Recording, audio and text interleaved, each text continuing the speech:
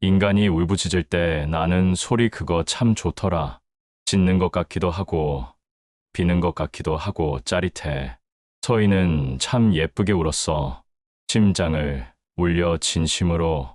결혼식 전날 시어머니가 저를 붙잡고 말했습니다. 도망쳐! 제발 지금이라도 도망쳐! 순간 저는 그 말이 농담인 줄 알았습니다. 하지만 그날 밤 예비 신랑의 방에서 죽은 전 약혼녀의 유품이 나왔습니다. 그 사람 사이코패스였습니다. 씨는 성준과의 결혼을 앞두고 있었습니다. 성준은 부족함 없는 남자였습니다. 좋은 직장, 젠틀한 성격, 깔끔한 외모, 거기에 집안도 넉넉했죠. 처음엔 모든 게 순조로워 보였습니다.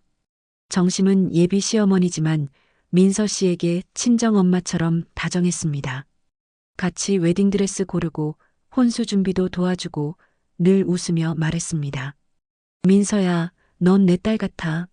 하지만 결혼식 하루 전날 밤, 민서 씨는 웨딩홀에서 마지막 리허설을 마치고 나오는데 정심이 그 앞에서 기다리고 있었습니다. 화장은 다 지워졌고 눈가에는 번진 마스카라 자국. 민서야, 지금이라도 도망쳐. 제발, 지금 도망가. 민서 씨는 당황했습니다. 어머님, 무슨 말씀이세요? 성준 씨랑 결혼은 내일이에요. 그런데 정심은 손을 덜덜 떨며 말했습니다. 그애, 너 죽일 수도 있어. 제발 믿어줘. 민서 씨는 혼란스러웠습니다. 어제까지만 해도 같이 웨딩 촬영을 하고 웃던 사람이 갑자기 결혼하지 말고 도망치라니. 어머님, 성준 씨가 왜요? 무슨 일이 있었던 거예요? 하지만 정심은 아무 말도 하지 못했습니다. 눈물만 흘리며 미안해, 내가 너무 늦었어. 그 말만 반복했습니다. 그날 밤, 민서 씨는 정심의 행동이 마음에 걸려 성준의 방에 몰래 들어가 보기로 했습니다. 그리고 책상 서랍 깊숙한 곳에서 작은 나무 상자 하나를 발견했습니다.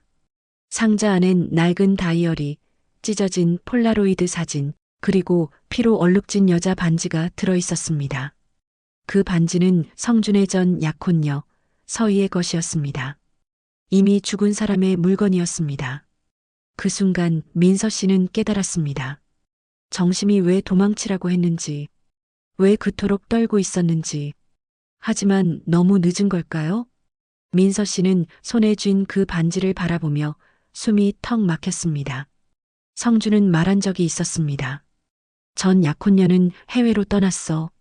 나랑은 끝났고 연락도 없어. 하지만 피 묻은 반지가 서랍 안에 있다는 건 그녀가 단순히 떠난 게 아니라는 뜻이었습니다.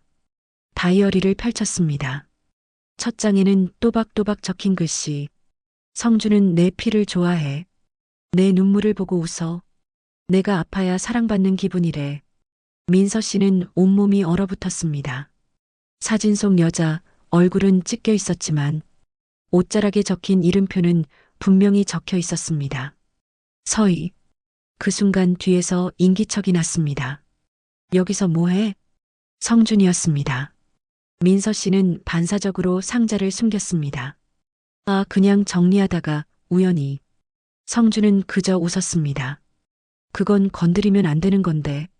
그 말투, 그 눈빛. 민서 씨는 처음으로 그가 낯설게 느껴졌습니다. 그날 밤 민서 씨는 정심에게 몰래 연락했습니다. 어머님, 전 약혼녀 죽은 거 맞죠? 정심은 그제야 모든 걸 털어놓았습니다. 서희게 결국 못 버텼어. 성준한테 당하고 사라졌어. 그게 무슨 말이에요? 그 애가 감정을 느끼질 못해. 사람을 사랑하는 법을 몰라. 죽여도 아무렇지 않다고 했어. 서희가 처음이 아니었어. 민서 씨는 믿을 수 없었습니다. 지금까지의 다정함, 배려, 웃음 전부 연기였단 말입니까? 정심은 말했습니다. 나도 내가 낳은 아들이 무서워. 넌 도망칠 수 있을 줄 알았어. 근데 그애 널 진심으로 마음에 들어 했더라. 그럼 저한테는 안 그런 거예요? 정심은 대답하지 못했습니다. 그날 새벽 민서 씨는 성준의 방에서 또 하나의 상자를 발견합니다. 이번엔 녹음기였습니다. 재생 버튼을 누른 순간 여자의 비명소리, 울음소리, 그리고 넌 예쁘게 울어서 좋아. 다음엔 민서도 이렇게 울게 만들까? 녹음 속 목소리는 분명히 성준이었습니다. 그 순간 방문이 열렸습니다. 성준이 서 있었습니다. 그리고 조용히 말했습니다. 그건 들으면 안 되는데. 민서 씨는 녹음기를 손에 쥐고 도망쳤습니다. 성준은 아무 말도 하지 않았습니다. 그저 웃고 있었습니다. 그 눈빛엔 공포나 당황이 없었습니다. 오히려 즐기고 있는 듯한 광기가 담겨 있었습니다. 민서 씨는 정심에게 도움을 요청했지만 정심은 이미 성준에게 감금당한 상태였습니다. 전화기도 꺼져 있었고 집도 비어 있었습니다. 다음 날 민서 씨는 절친 지은을 찾아갔습니다. 지은은 결혼식 준비를 도우며 늘 옆에 있어준 유일한 친구였습니다. 지은아, 나 지금 도망쳐야 해. 성준 사이코패스야. 전 약혼녀도 죽은 것 같아. 지은은 놀란 듯 민서 씨를 안아주며 말했습니다. 진정해, 민서야, 일단 숨자. 우리 집에서 며칠 있어. 민서 씨는 그제야 눈물을 터뜨리며 기댔습니다. 하지만 그날 밤 민서 씨가 샤워를 마치고 방에 돌아왔을 때 지은은 성준과 통화 중이었습니다. 응, 데려왔어. 그대로 있어. 병원에서 바로 데려간다잖아. 민서 씨는 충격에 말을 잃었습니다. 지은아, 너 지금 뭐라 그랬어? 지은은 그제야 민서 씨가 들은 걸 알아챘고 억지 웃음을 지으며 다가왔습니다. 미안해, 민서야. 나도 어쩔 수 없었어. 성준이 말했어. 너 정신 이상 증세 있다고. 결혼식 날 사고 쳤던 전 약혼녀도 그런 식으로 무너졌대. 그게 다 성준 짓이야. 그 사람 미쳤어. 하지만 지은은 차가운 눈빛으로 말했습니다. 아니, 넌 지금 이상해. 내 말 들어. 병원에서 치료만 받으면. 그때 초인종이 울렸습니다. 하얀 가운을 입은 병원 관계자들이 서 있었습니다. 민서 씨 되시죠? 보호자 요청으로 병원으로 모시겠습니다. 민서 씨는 뒷걸음질 쳤습니다. 싫어요.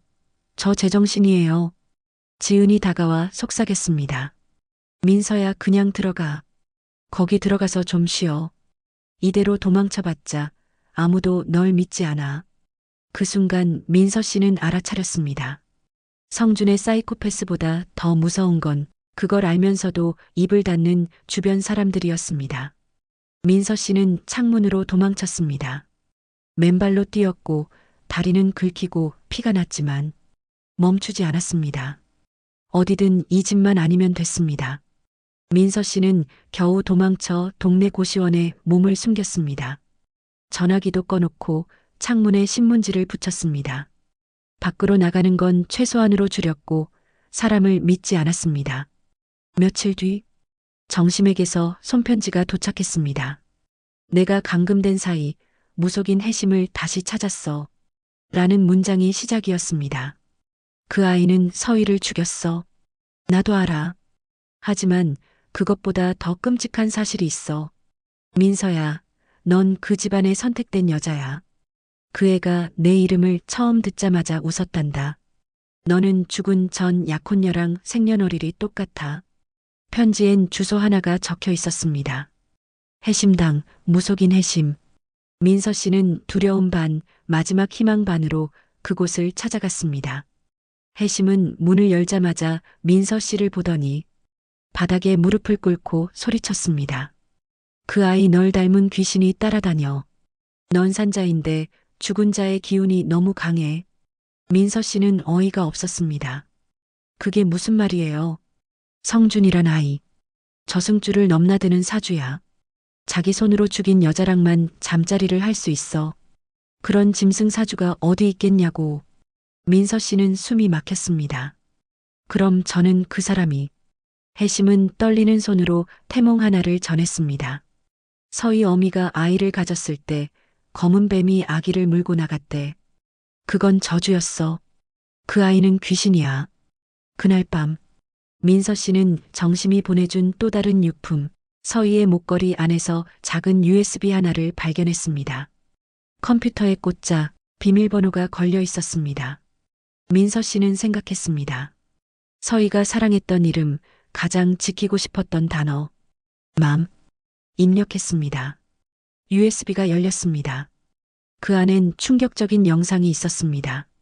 서희가 성준에게 폭행당하는 장면, 그리고 피투성이가 된 채 카메라를 향해 속삭이는 모습. 이걸 보고 있다면 나처럼 되지 마. 성준은 괴물이야. 이 집안은 그 괴물을 위해 여자를 불러들이는 거야. 바로 그 순간 민서 씨의 고시원 방문이 열렸습니다. 누군가 조용히 속삭였습니다. 찾았다, 민서야. 고시원 문이 열렸습니다. 그 앞엔 성준이 서 있었습니다. 민서 씨는 손에 쥔 USB를 뒤로 감췄습니다. 성준은 평소처럼 웃으며 말했습니다. 도망 잘 쳤네. 근데 민서야, 이 게임 지겹지 않아? 너도 알잖아. 넌 날 못 벗어나. 민서 씨는 떨리는 목소리로 말했습니다. 내가 너 같은 괴물한테 어떻게 속았을까? 성준은 여전히 웃고 있었습니다. 그게 너랑 서희의 차이야. 서희는 너무 무겁게 받아들였어. 너는 그냥 모른 척하면 될 텐데. 넌 서희를 죽였어. 그랬을지도. 근데 증거 있어? 민서 씨는 뒤로 감춘 USB를 더 세게 쥐었습니다. 있어. 너도 모르는 영상이 있어. 그 안엔 내 진짜 얼굴이 담겨 있어. 그 순간 성준의 표정이 굳었습니다. 잠시 침묵이 흐르고 그는 갑자기 웃으며 다가왔습니다. 그거 어디 있어? 내가 보기엔 그 USB 필요 없어 보이는데? 민서 씨는 그 순간 침대 밑으로 손을 뻗어 녹음기와 함께 숨겨둔 USB 복제본을 꺼냈습니다. 이건 예비용. 진짜는 이미 경찰과 기자한테 넘겼어. 지금이라도 돌아가. 안 그러면 너 끝장이야.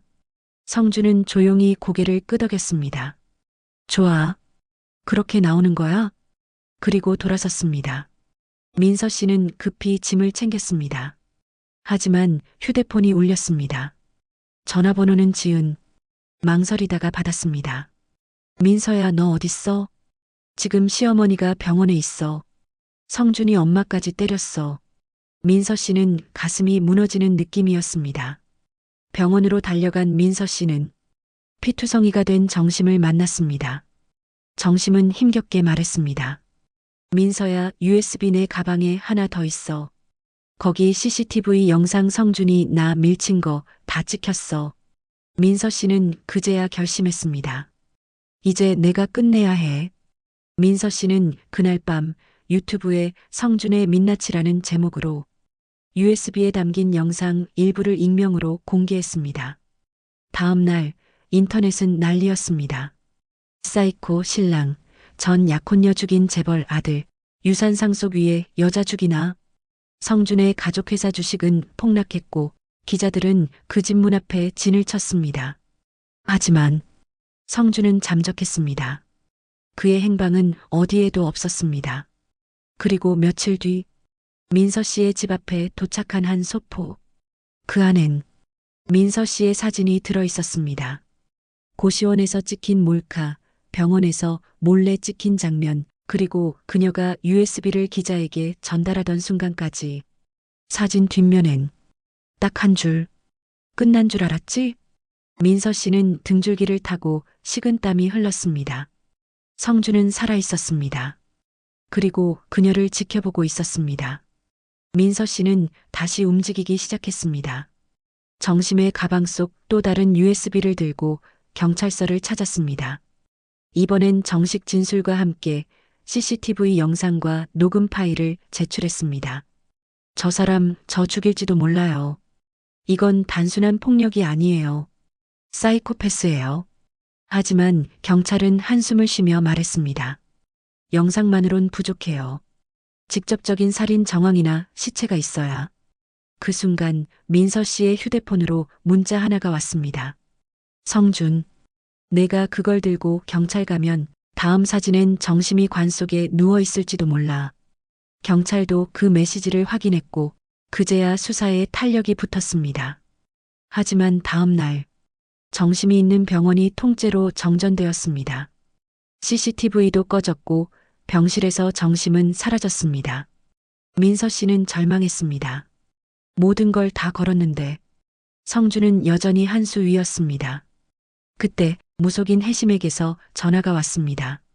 태몽이 또 들어왔어. 이번엔 까치가 울더니 하얀 개가 내 무덤 앞에서 땅을 파고 있었어. 민서 씨는 알았습니다. 이건 단순한 싸움이 아니라 끝장을 봐야 하는 전쟁이라는 걸. 그녀는 마지막 카드를 꺼냈습니다. 정심이 몰래 쥐어준 성준의 출생신고 원본.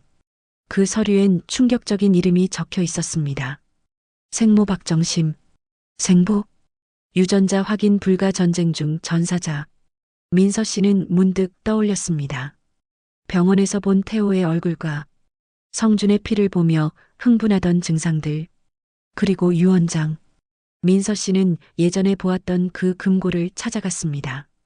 열쇠는 정심의 목걸이 펜던트 안에 있었습니다. 금고 안에는 유언장과 유서 한 장이 있었습니다. 이 아이는 내 아들이 아니다. 내가 지은 죄로 태어난 벌이다. 그의 아버지는 내가 간병 중이던 혼수 상태 군인이었다. 민서 씨는 입을 틀어막았습니다. 정심이 성폭행 피해자였고 그 죄의 결과가 성준이었다는 것. 모든 진실이 한데 모였습니다. 민서 씨는 이 모든 문서를 들고 기자회견을 열기로 결심합니다. 그날 밤, 장소는 방송국 옥상 생중계. 하지만 엘리베이터 문이 열렸을 때 그 안에 성준이 있었습니다. 손에는 정심의 팔찌, 그리고 핏자국. 거기 가면 넌 엄마도 못 지켜. 성준이 엘리베이터에서 내렸습니다. 손에는 정심의 팔찌가 피범벅이 된 채 걸려 있었습니다. 민서 씨는 주먹을 꽉 쥐었습니다. 정심 어르신 어디 있어요? 성준은 조용히 웃으며 말했습니다. 그 여잔 이미 끝났어. 근데 너 진짜로 기자회견 하러 온 거야? 민서 씨는 눈을 치켜떴습니다. 그래. 다 공개할 거야. 내 출생, 서희의 죽음 유서, 그리고 내 게임. 성준은 순간 눈빛이 바뀌었습니다. 그럼 너도 끝이야. 그는 칼을 꺼냈습니다. 민서 씨를 향해 달려들었고 두 사람은 옥상 난간에서 격렬히 몸싸움을 벌였습니다. 찰나의 순간 민서 씨는 성준의 팔을 비틀며 외쳤습니다. 지금 이 장면도 생중계 중이야. 내 본 모습 다 보여주고 있어. 방송국 기자들은 이미 현장을 촬영하고 있었습니다. 드론, 카메라, 생방송 채널까지 성준의 광기 어린 눈빛과 흉기, 그리고 고백까지 전부 전파를 타고 있었습니다.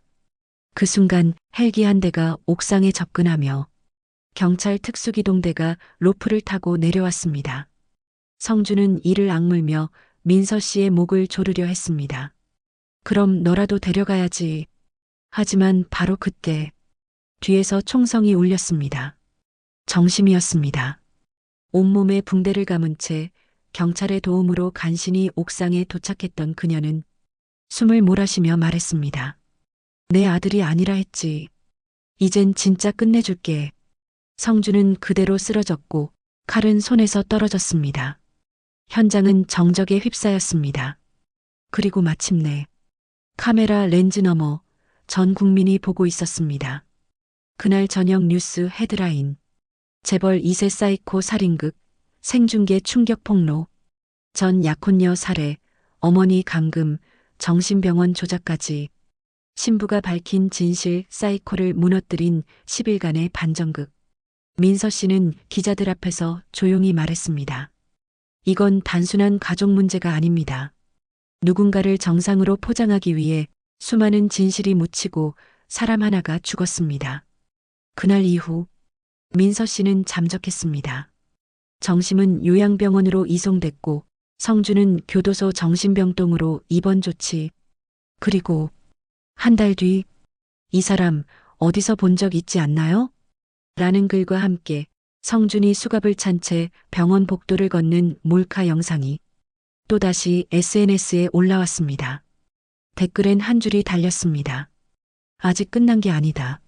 성준은 생중계 이후 전국민적 분노의 중심에 섰습니다. 사이코 재벌 아들이라는 오명이 붙었고 정신병원 격리 조치 후에도 언론과 국민의 관심은 식지 않았습니다.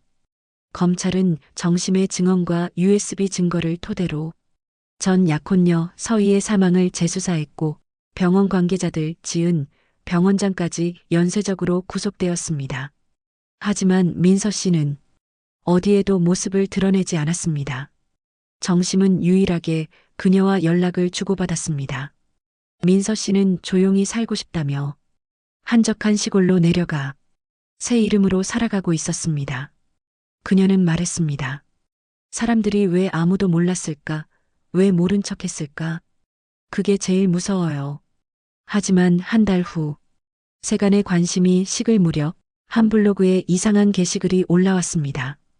민서 씨가 사라진 날 마지막으로 본 장면. 이라는 제목이었습니다. 게시자는 고시원 옆방에서 살던 인물이었습니다. 그날 새벽 문틈으로 이상한 그림자를 봤어요. 한 남자가 민서 씨 방에 들어가고 조용히 사라졌죠. 그는 증언했습니다.